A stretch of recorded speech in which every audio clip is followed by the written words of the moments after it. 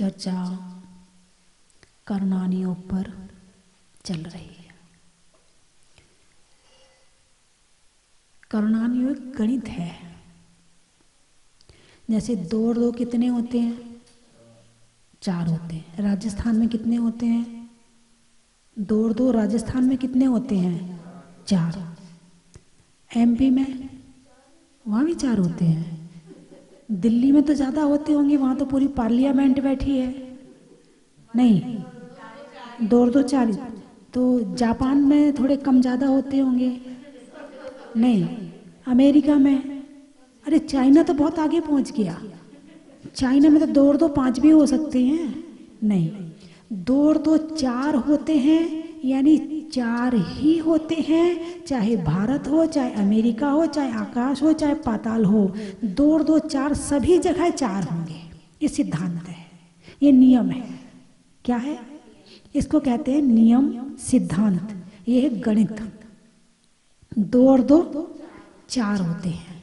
ठीक ठीक ऐसे ही जो कर्म है इसको भी सिद्धांत कहा जाता है। कर्णानियों के ग्रंथों को सिद्धांत ग्रंथ कहते हैं। और सिद्धांत का मतलब होता है जो चारों गति में एक सा हो। यदि अमेरिका का व्यक्ति क्रोध कर रहा है तो उसको भी वही कर्मबंध होगा जो भारत का कर रहा है। यदि जापान का व्यक्ति हिंसा कर रहा है तो उसको वही कर्मबंध होगा जो चाइना का कर रहा है। उसको भी वही कर्मबंध होगा जो एक शेर हिंसा कर रहा है। कर्म है ना, कर्म तो एक ही है ना। देखो, कर्म 2 तरह के। ये कर्म भूमि है। कौन सी भूमि है? कर्म भूमि कहते हैं ना इसको। अरे बोलिए ना, कर्म भूमि कहते हैं। ये भोग भूमि नहीं है। ये कौन सी भूमि है? कर्म भूमि। और जो बंद होता है उसको क्या कहते हैं? वो भी कर्म है। कर्म करने से आत्मा में जो बंध हो रहा है उसको क्या कहते हैं? कर्म कहते हैं। कर्म बंध। क्या कहते हैं? कर्म बंध। कर्म करने से क्या होता है? कर्म बंध होता है। भूमि कौन सी है? कर्म भूमि। तो कर्म भूमि का मतलब ये है कि यहाँ पर जो कुछ मिलेगा वो कर्म का फल ही मिलेगा। और यहाँ पर जो बंध हो रहा है प्रति समय वो कर्म का ही बंध हो रहा है। एक कर्म भूमि है। यहाँ हम कर्म करके भूमि में बीज डाल रहे हैं। आत्मा तो हो गई भूमि, और जो क्रिया कर रहे हैं उसका नाम कर्म है। ठीक है? तो कर्म जो किया उससे जो कर्म आया वो आत्मा रूपी भूमि में वपन हो गया। आत्मा रूपी भूमि में बो दिया। अब उसका जड़ निकलेगी, बड़ा होगा, फल लगेंगे। खाने किसको पड़ेंगे? जो बोएगा वही खाएगा। जो बोएगा वही खाएगा। तो गणित एक ऐसी चीज है कि चाहे वो कहीं हो, 2 और 2 नरक में भी 4 होंगे और स्वर्ग में भी 4 ही होंगे। इसी तरह से चाहे नरक का नारकी हिंसा करे, चाहे स्वर्ग का देवता हिंसा करे, चाहे मनुष्य करे, चाहे त्रियंच करे, चाहे किसी देश का मानव करे, कर्म का बंध उसको वही वाला होगा जो जिस भाव से वो कर रहा है। चाहे मान करे, चाहे मायाचारी करे, चाहे लोभ करे। हाँ, भाषा अलग हो सकती है। तुम जब क्रोध करते हो तो अपनी राजस्थानी लैंग्वेज में करते हो, हैं?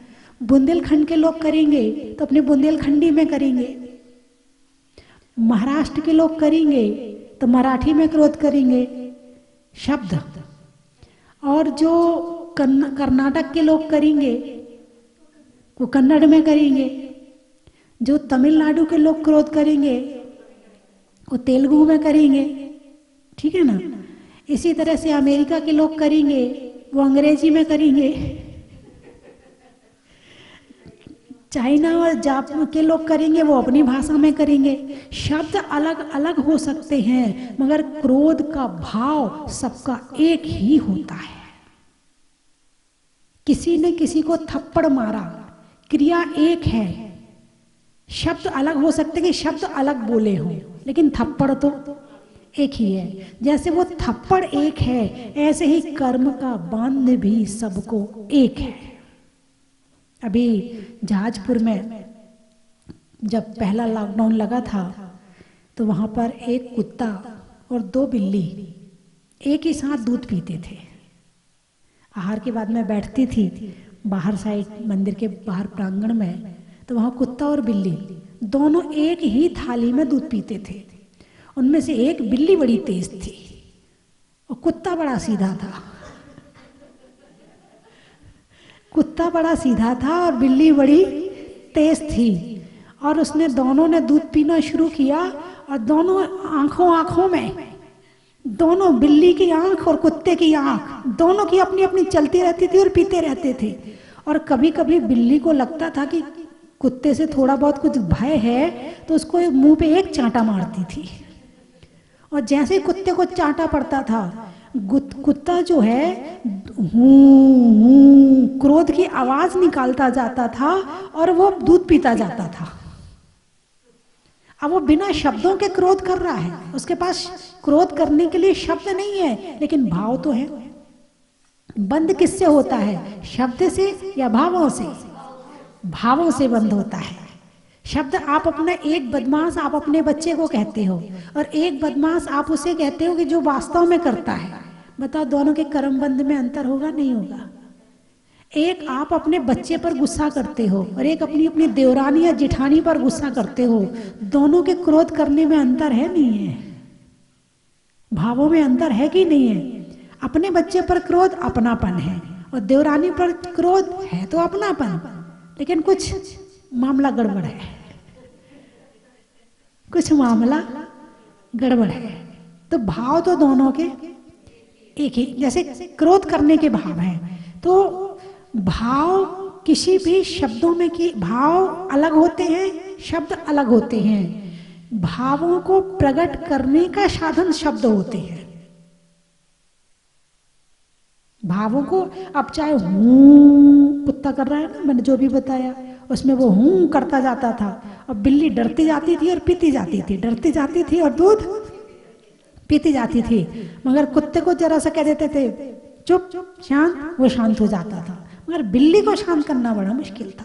दोनों खूंखार जानवर हैं, दोनों हिंसक हैं, लेकिन जब पेट भरा होता है तो वो हिंसा नहीं करते हैं।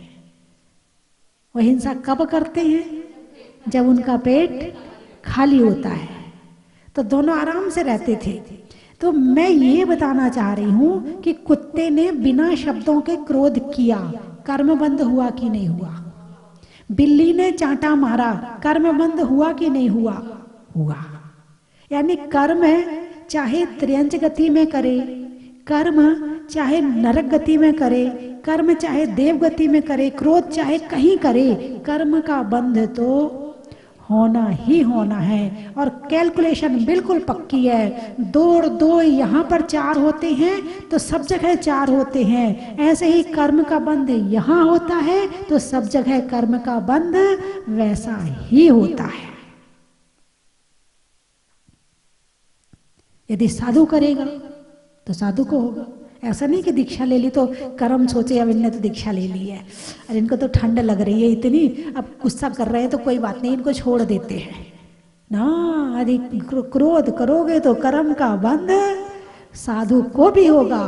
तुम्हें कम होगा, साधु को ज्यादा होगा, क्योंकि उसने छोड़ के आया है। उसकी परिस्थिति उसके अनुकूल हो। क्या सबसे पहला कौन सा गुण कहा है? समता। साधु का पहला गुण कौन सा है? पहला आवश्यक कौन सा है? समता। कोई निंदा करे, बुराई करे, क्रोध करे, तुम समता रखो। जितनी समता रखोगे उतने कर्मों की निर्जरा हो जाएगी, उतने कर्म झड़ जाएंगे, उतना पाप कर्म भाग जाएगा, उतनी धर्म करने की शक्ति प्राप्त हो जाएगी। यदि समता रखोगे तो बहुत कुछ मिलेगा और समता नहीं रखोगे तो बहुत कुछ चला जाएगा। बहुत कुछ मिलेगा कब? जब समता रहेगी। और बहुत कुछ चला जाएगा कब? जब समता नहीं रखेगी। और क्रोध अकेले नहीं होता है। क्रोध, मान, माया, लोभ, राग, द्वेष, मोह, इन सब में समता रखनी है। अकेले क्रोध, क्रोध थोड़ा सा दिखता है, डेंजर सा लगता है, जरा घात ज्यादा कर देता है, लेकिन वो आता क्यों है? क्रोध क्रोध के लिए नहीं आता है। सोचो मैंने क्या कहा। क्रोध किस लिए आता है? क्रोध क्रोध करने के लिए आता है क्या? नहीं। तुम्हारे मान में ठेस लगे तो क्रोध आता है, तुम्हारी अपेक्षा पूरी ना हो तो क्रोध आता है, तुम्हारा लोभ पूरा ना हो तो क्रोध आता है, तुम्हारी मायाचारी खुल जाए। क्रोध क्रोध के लिए नहीं आया, क्रोध तो हथियार है। और मारने वाला कौन है? मान, माया, लोभ। मारने वाला कौन है? मान, माया, लोभ। क्रोध तो हथियार है, दिख रहा है कि इसने मारा है, लेकिन जिसने मारा है वो मारने वाला नहीं है, मारने वाला कोई और है। तो किसको पकड़ना है? क्रोध को कम करने के लिए है। यदि प्रयास करें तो क्रोध के लिए प्रयास करें या किसी और चीज के लिए प्रयास करें? समता भाव रखें, मान में भी, मायाचारी में भी, लोभ में भी। हाँ ठीक है, जो हो गया सो ठीक है, जो होना है वो हो गया है। इस तरह समता भाव रखा जाए तो क्रोध अपने आप कम हो जाएगा। तो कर्म,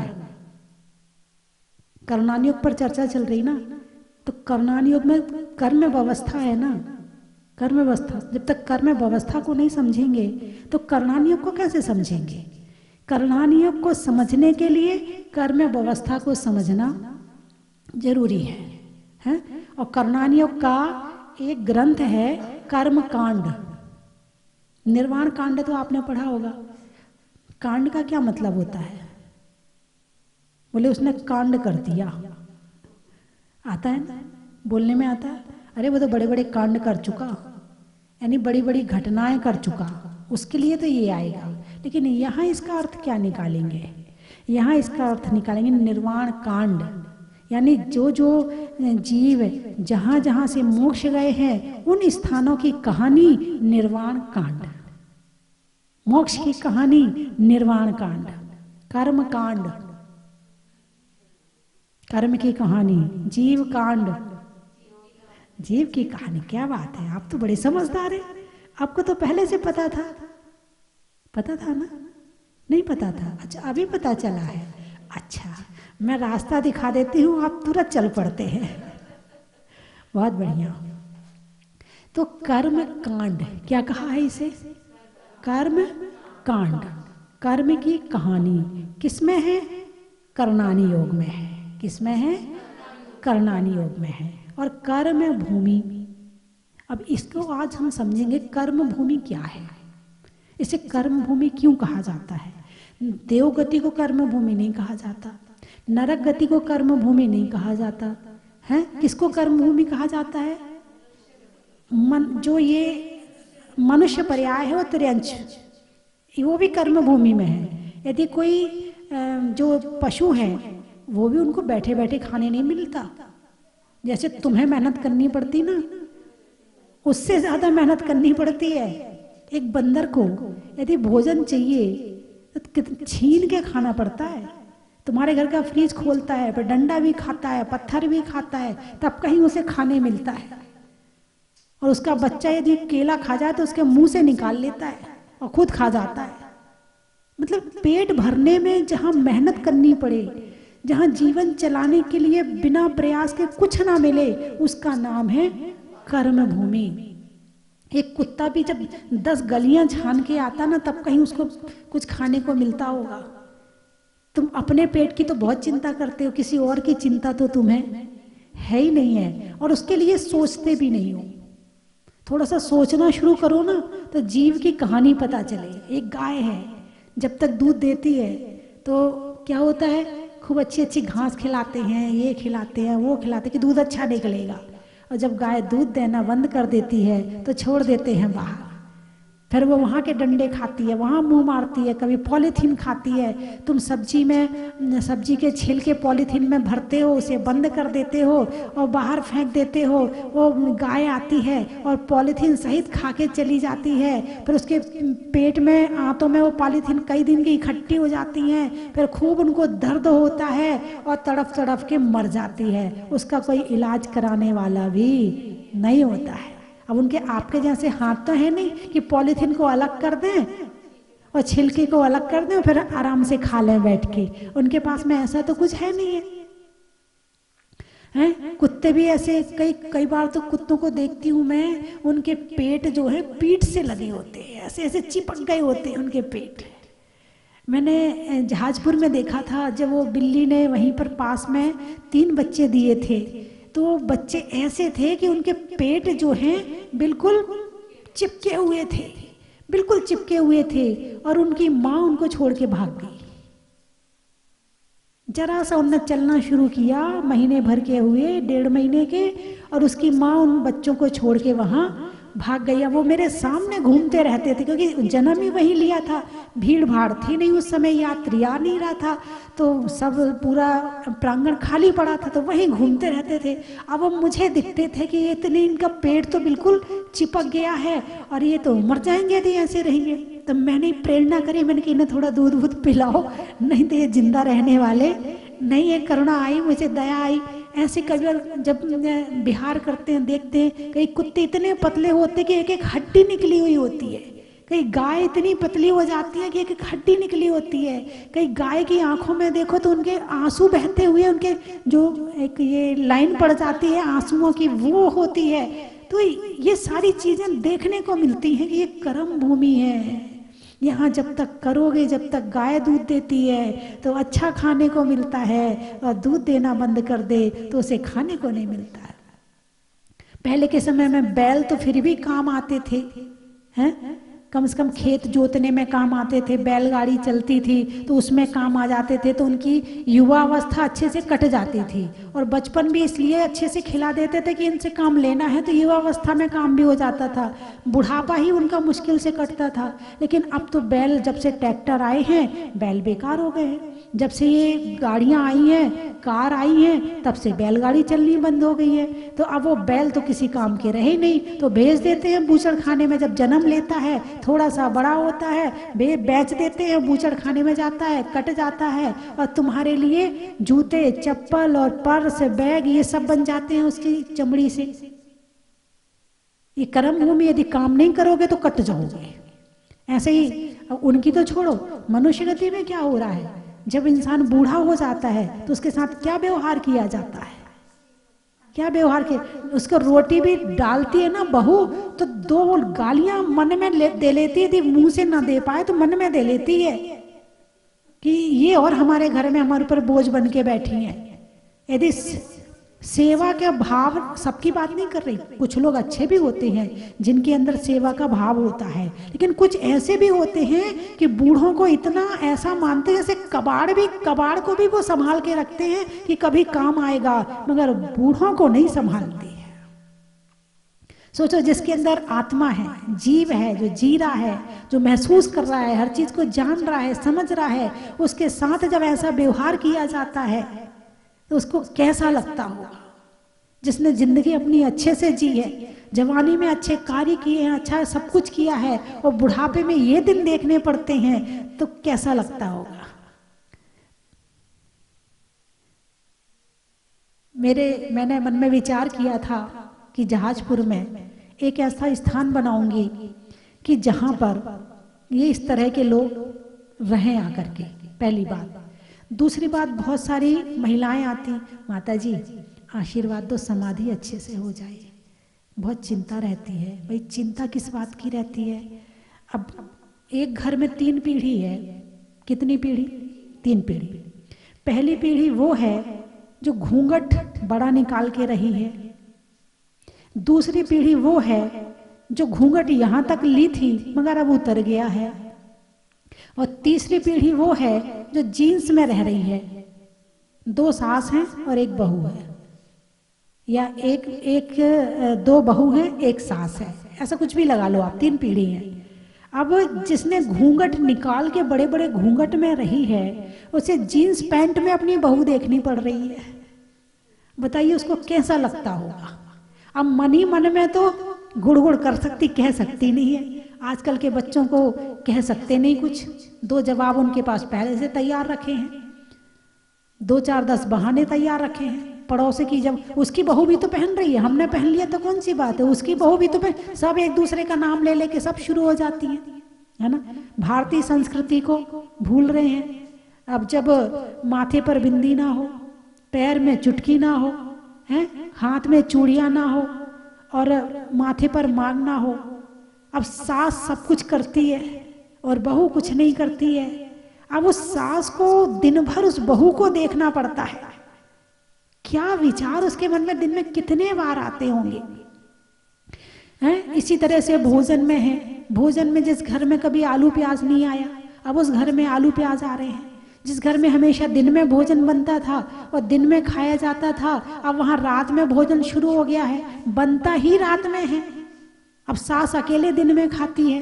अब जब सास अकेले दिन में खाती है तो भाई सुबह का जो बचा हुआ है वो शाम को खा लो, तुम्हारे लिए कौन बनाएगा।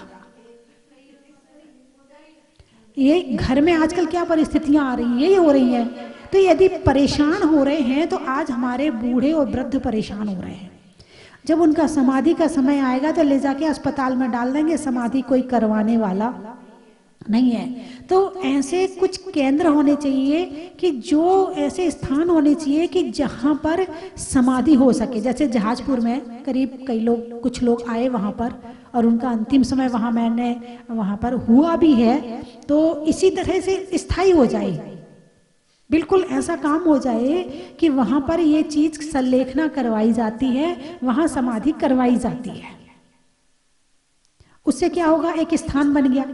तो कुछ परिवार जो कि अलग रह के साधना करना चाहते हैं वो भी वहां रहेंगे, और जिनको समाधि करने की भावना है, जो वहां रह रहे हैं उनकी समाधि करवाएंगे। तो दोनों का काम हो जाएगा। और जो आने वाली पीढ़ी तुम्हें दिन भर कोसती है, दिन भर उल्टा सीधा बोलती है, उनका मूड भी ठीक रहेगा और तुम्हारा मन भी अच्छा हो जाएगा। यदि ऐसे स्थान यदि हमारे जैन समाज में हो तो हमारे जो पुरानी पीढ़ी है जो अच्छे संस्कारों से संस्कारित है, तो उनके संस्कार भी बचे रह जाएंगे, उनका धर्म ध्यान भी हो जाएगा और उनका अंतिम समय भी अच्छे से निकल जाएगा। ऐसे देश में एक नहीं कई होने चाहिए। वैसे मैंने एक डॉक्टर साहब हैं जो अमेरिका से आते हैं मेरे पास में, तो उनसे चर्चा हुई मेरी, तो बोले माता जी यदि आप इस तरह का कार्य करती हैं तो हम डॉक्टर प्रोवाइड कर देंगे, वहाँ पर हमारी तरफ से वहाँ डॉक्टर रहेंगे। पहली बात, हॉस्पिस नाम से इस तरह के केंद्र बनाए जाते हैं वहाँ पर, क्योंकि वहाँ पर परिवार साथ में कम रहते हैं, आपस में लड़ते ज़्यादा है, तो परिवार साथ में कम रहते हैं, तो अकेले अकेले घर में पड़े रहते हैं। अब अंतिम समय बड़ी तकलीफ होती है। तो इस तरह के हॉस्पिस नाम से केंद्र बनाए जाते हैं जहाँ व्यक्ति वहाँ जाता है, अपनी संपत्ति भी वहाँ देता है और वहाँ पर अपना अंतिम समय अच्छे से निकाल लेता है। जब विदेशों में ये काम हो रहे हैं तो हमारे यहाँ क्यों नहीं होने चाहिए? हमारे देश में भी ऐसे काम होने चाहिए जिन्हें संलेखना केंद्र के नाम से जाना जाए। वृद्धाश्रम नहीं चाहिए, संलेखना केंद्र। संलेखना केंद्र में वे रहेंगे जो करवाएंगे और वे भी रहेंगे जो करेंगे, उसमें दोनों तरह के लोग रहेंगे। और हमारे समाज में किसी चीज की कमी तो है नहीं है, तो ऐसे संलेखना केंद्रों का निर्माण जगह जगह पे होना चाहिए। और जयपुर पास में है और पदमपुरा पास में है, यदि पदमपुरा में हो जाए तो और अच्छी बात हो जाएगी, है। तो बात चल रही है कर्म की, तो बात तो अभी शुरू भी नहीं हुई कर्म की और खत्म हो गई।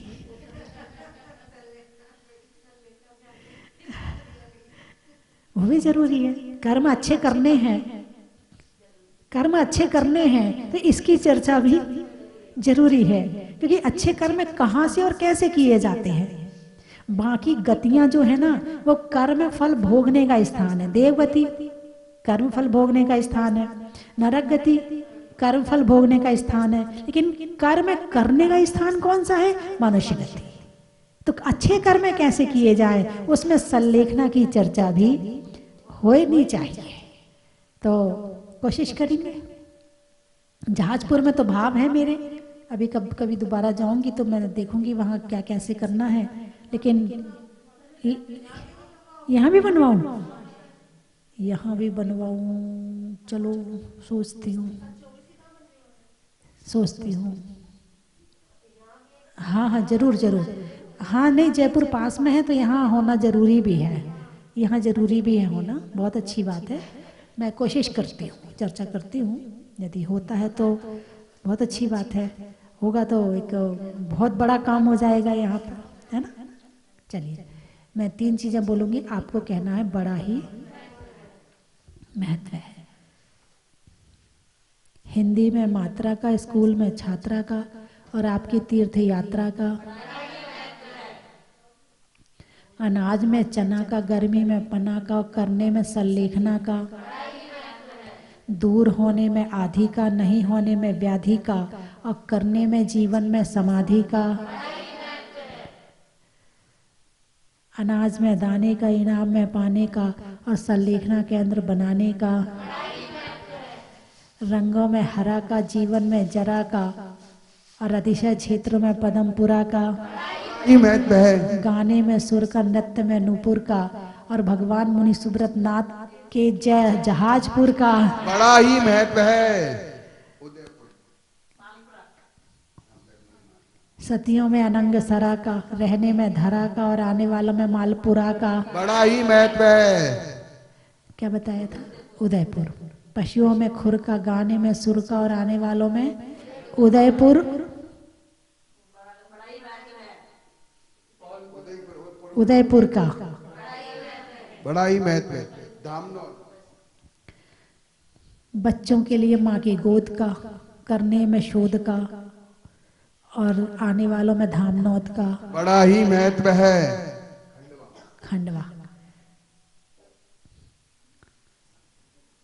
आटे में रवा का, रुपयों में सवा का, और आने वालों में खंडवा का। बड़ा ही महत्व है। बच्चों में शोर का, जंगल में मोर का, और आने वालों में बेंगलोर का। बड़ा ही महत्व है। शिखर जी में डोली का, कोयल की बोली का, और आने वालों में हिंडोली का। बड़ा ही महत्व है। रिश्तों में ससुर का, देवों में असुर का, और आने वालों में देवपुर का। बड़ा ही महत्व है। महिलाओं में कड़ा का, और काम करने में बड़ा का, और आने वालों में भीलवाड़ा का। बड़ा ही महत्व है। पेड़ में पत्ता का, मधुमक्खी के छत्ता का, और आने वालों में कलकत्ता का। जलेसर। शरीर में सर का, पक्षी में पर का, और आने वालों में जलेसर का। बड़ा ही महत्व है। माँ के बेटा का, है? और सावन की घटा का, और आने वालों में एटा का। बड़ा ही महत्व है। नैनवा। गर्मी में हवा का, बीमार में दवा का, और आने वालों में नैनवा का। बड़ा ही महत्व है। जंगल में शेर का, अच्छे काम में नहीं होने में देर का, और आने वालों में सुसनेर का। बड़ा ही महत्व है। पानी में मगर का, चलने में डगर का, आने वालों में विजयनगर का। बड़ा ही महत्व है। मिठाइयों में मावा का, नहीं करने में दावा का, और आने वालों में लावा का। बड़ा ही महत्व है। अच्छा।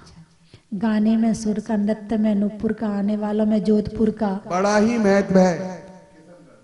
वृक्षों में बढ़कर, नहीं करने में गड़बड़ का, और आने वालों में किशनगढ़ का। बड़ा ही महत्व है। रंगों में हरा का, रहने के लिए धरा का, और आने वालों में गुलाबपुरा का। बड़ा ही महत्व है। चेहरे पर नैन का, बोलने में बैन का, और आने वालों में उज्जैन का। बड़ा ही महत्व है। जंगल में शेर का, फलों में बेर का, और आने वालों में अजमेर का। बड़ा ही महत्व है। हो गया। बोलिए 24 भगवान भगवान की। की जय। हम यहाँ प्रतिदिन माता जी के प्रवचन सुनने आते हैं। हमें माता जी के प्रवचन सुनने से बहुत आनंद मिलता है और हमें ज्ञान भी मिलता है। पहले भी हमने प्रवचन सुने हैं, लेकिन माता जी जो प्रवचन कहती है वो सीधे हृदय में उतरते हैं। उनकी भाषा सरल सहज है जो हमें समझ में आती है और हम सब उनको सुन के हम उन बातों को अपने मन में बैठाते हैं। इस तरह माता जी के प्रवचन सुनने में हम सबको बहुत ही आनंद आता है। मुझे ऐसा लगा कि हम वास्तव में किसी देव लोक में आ गए हैं। अद्वितीय है, मतलब शब्दों में इसका कहीं बयान नहीं हो सकता है। इतनी सौम्य मूर्ति और यहाँ की सब व्यवस्था, ऐसा लगता है कि बस यहाँ से अब कहीं और जाना नहीं है।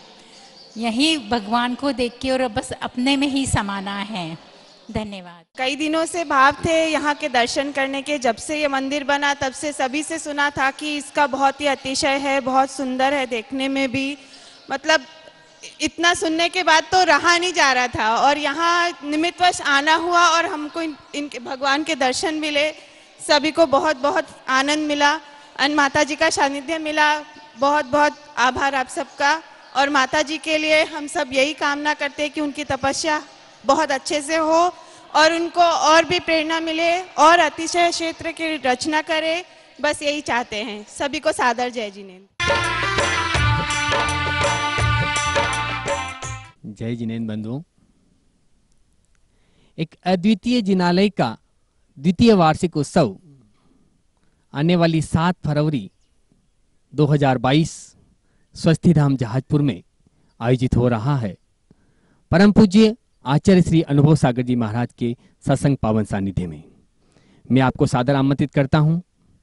बंधुओं, स्वस्थिधाम जहाज मंदिर में भूगर्भ से प्रकटित अतिशयकारी मुनीश्वरनाथ भगवान को 2 वर्ष पूरे होने जा रहे हैं और इस उपलक्ष्य में अतिशयकारी जिनबिंब जिनके मस्तक पर देवकृत अभिषेक होता है, उनके मस्तक पर आचार्य श्री के पावन सानिध्य में महामस्तकाभिषेक, महाशांति धारा और विश्व के इतिहास में, जैन समाज के इतिहास में पहली बार वर्तमान 24 का 24 पुण्यार्जक परिवारों के द्वारा 24 शांति धारा आप देख रहे हैं। एक बहुत ही सुंदर 24 की रचना यहाँ पर हुई है और इसमें प्रथम बार 24 पुण्यार्जक परिवारों के द्वारा 24 शांति धारा होगी। एक पुण्यार्जक परिवार की न्योछावर राशि मात्र 11,000 रुपए है। पूरे कार्यक्रम की रिकॉर्डिंग पारस चैनल पे दिखाई जाएगी। तो बंधुओं, सौभाग्य आपको बुला रहा है, आप यहाँ पर आए। यदि आप नहीं आ सकते हैं तो भी आप अपने परिवार का नाम उस दिन शांति धारा में लिखवा सकते हैं। बड़े माँ बाप के मस्तक पे शांति धारा होगी, उसमें भी आपका नाम बोला जाएगा। साथ ही जो 24 में शांति धारा होगी उसमें आप पुण्यार्जक बनकर के पुण्य कमा सकते हैं। आप अपनी स्वीकृति 9782063107 इन नंबरों पे दे सकते हैं। धन्यवाद। चन की थाल को सजाओ रे आज, रत्नों की थाल को भर लाओ रे आज। आओ आओ करे रे गुणगान आरती भगवन की। आओ आओ करे गुणगान आरती भगवन की। आओ आओ करे रे गुणगान आरती भगवन की।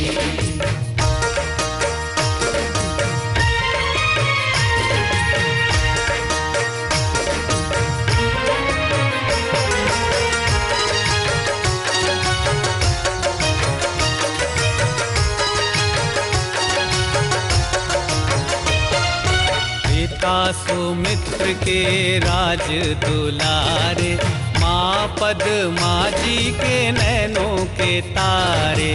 पिता सुमित्र के राज दुलारे, माँ पद्मा जी के नैनों के तारे।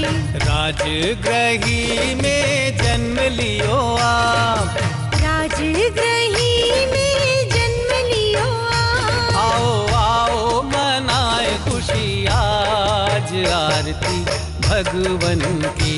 आओ आओ करे गुणगान आरती भगवन की। आओ आओ करे गुणगान आरती भगवन की।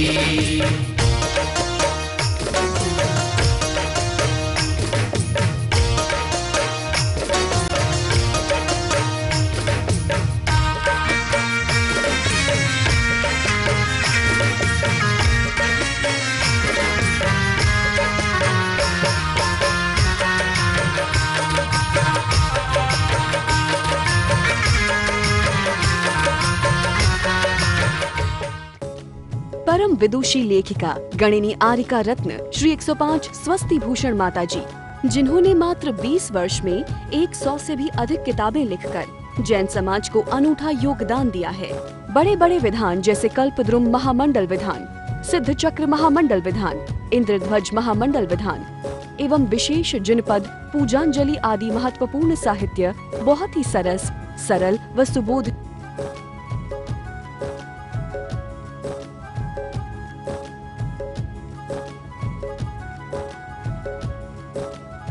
करने हेतु आज ही संपर्क करें। संपर्क सूत्र 7906062500 98683 45768।